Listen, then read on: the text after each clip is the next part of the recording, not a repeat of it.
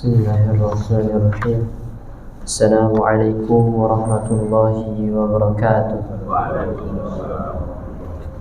Hamdan wa syukran lillah, salatan wa salaman ala rasulillah, wa ba'd. Jemaah yang dirahmati Allah subhanahu wa ta'ala, marilah kita lanjutkan tadabbur kita, tadabbur Quran surat Al-Balad ayat 14 sampai 20. Allah subhanahu wa ta'ala berfirman, A'udzu billahi minasy syaithanir rajim.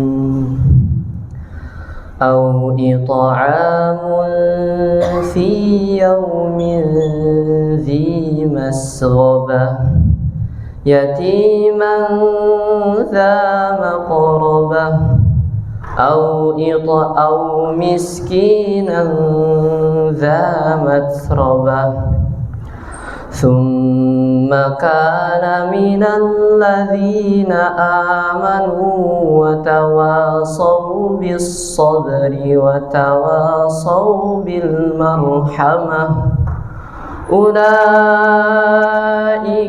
أصحاب الميمنة والذين كفروا بآياتنا هم أصحاب المشأمة عليهم نار مؤصدة صدق الله العظيم وصدق رسولنا الكريم.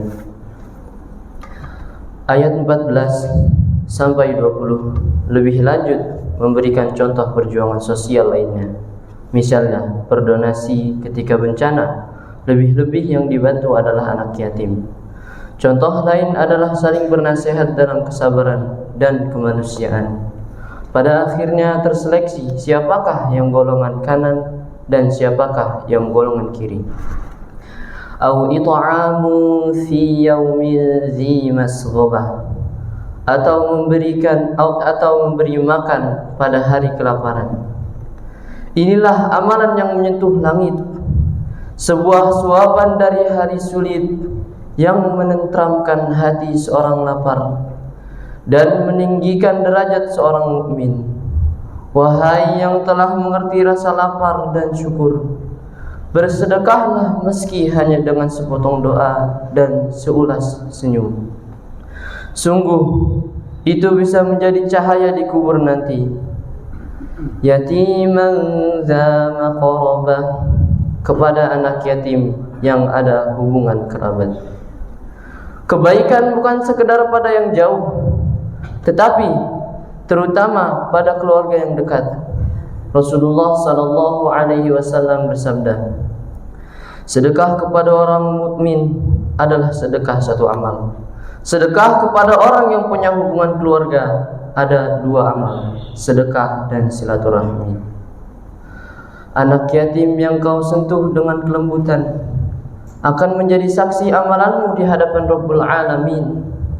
Wahai mbah, abah yang penuh kasih, rangkullah anak-anak yatim dengan tutur doamu. Ajarkan mereka akhlak dan iman, karena engkaulah guru sejati di sisa waktu yang penuh berkah. Au miskinan dza matrabah, atau orang miskin yang sangat fakir. Meskipun bukan hanya soal harta, miskin bukan hanya soal marta, tapi juga jiwa.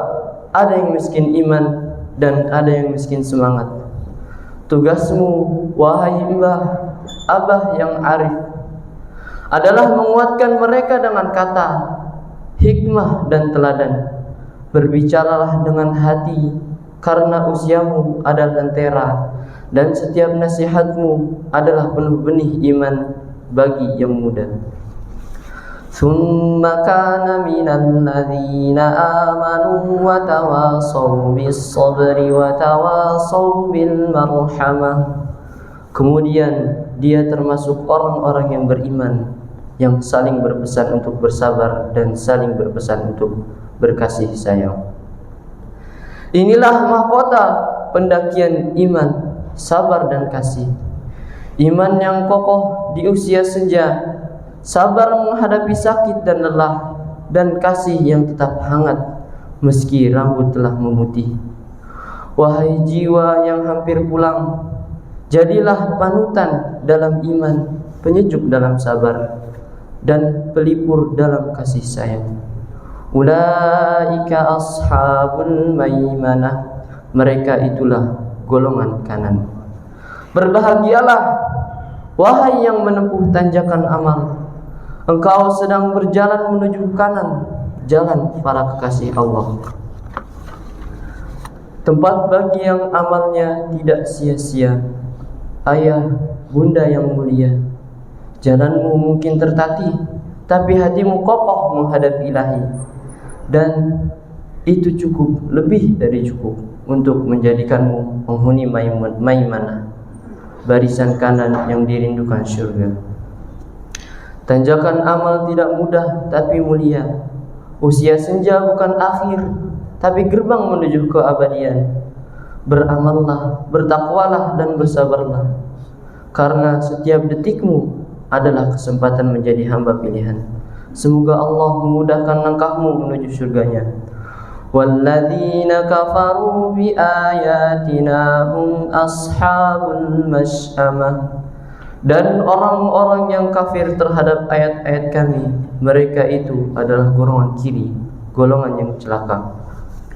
Wahai jiwa-jiwa yang telah menatapi senja, Allah membedakan dengan tegas di antara manusia. Ada yang meniti jalan kanan, dan ada pula yang memilih arah sebaliknya. Golongan kiri, mereka yang memalingkan wajah dari wahyu, yang membekukan hati dari langit, yang menganggap dunia ini rumah dan akhirat hanyalah bayangan. Wahai santri, mbah, abah yang telah banyak belajar dan bertadabbur, berjaga-jagalah, jangan sampai umur panjangmu justru menjauhkanmu dari petunjuk Tuhan.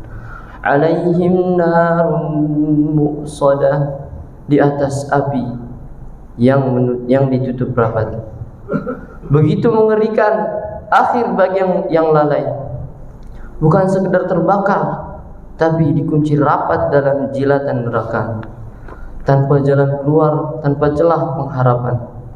Ini bukan sekedar ancaman, tapi peringatan penuh cinta dari Allah Subhanahu wa ta'ala kepada hamba-hambanya yang masih punya waktu untuk kembali.